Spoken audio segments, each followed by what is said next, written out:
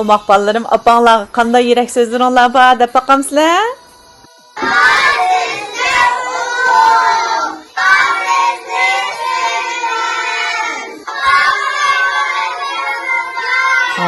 Barakallah umaq ballarım. Ana sizni suyman, ana siz bek ulug'. Anlar bayramingiz muborak dedinglar, ha?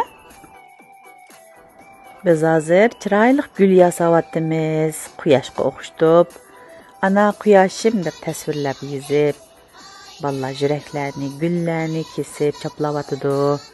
Apalarga sovuq qildi.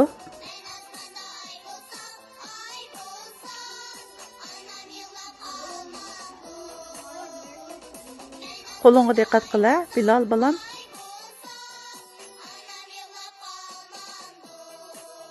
Kamila yasab bo'lay debdi. Mana bek chiroyli xo'pti qizim. Limpimiz bor qizim. Bugun Alloh bayramini limpimiz bor. Hemen atı limpimiz var. Chiroyli gul yasab, andirni sovuqimiz. Gul yasashlik bo'lar. Quyosh yasabimiz. Naqadar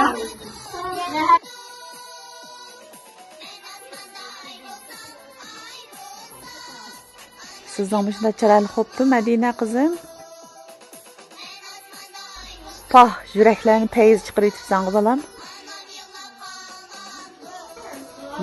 Seni qanday bo'yatdi balam? Day debdi, ha?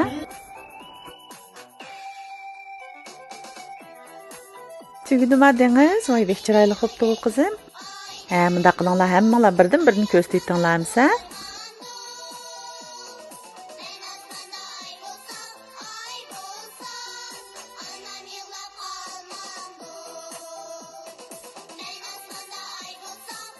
Siz apamızı qanday yordam berasiz? Men apamdan inglizda yordam qilaman. İngliz tili o'rganishga yordam beramsiz, yaxshi qizim. Engliz Pah, shundaqmi? Ishchan qizim, yaxshi.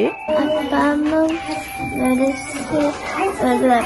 Apangizning mo'risini o'ylab tutib qo'yamiz qizim. Yordam qilaman. Tamoq ichishga yordam qilamsiz, yaxshi qizim, yaraysiz. Qilamsiz, qachishga yordam qilamsiz. Yaraysiz qizim. Kiyim yig'ishtirishga. Kiyim yig'ishtirishga yordam qilamiz, ha? Yaxshi. Men tamoq Yetishga,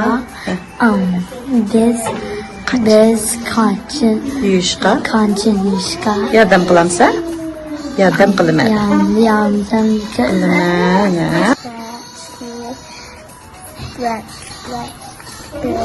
Ratlab beramiz qizim, yaxshi. Yaraysiz. Yaxshi qizim. Fikringizni o'yintamisiz? Yaxshi qizim.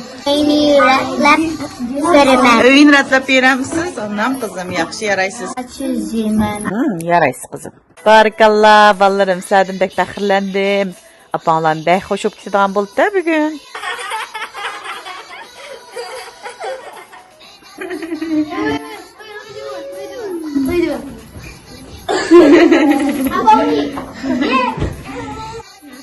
Tatlı olib ketdingiz, dengiz?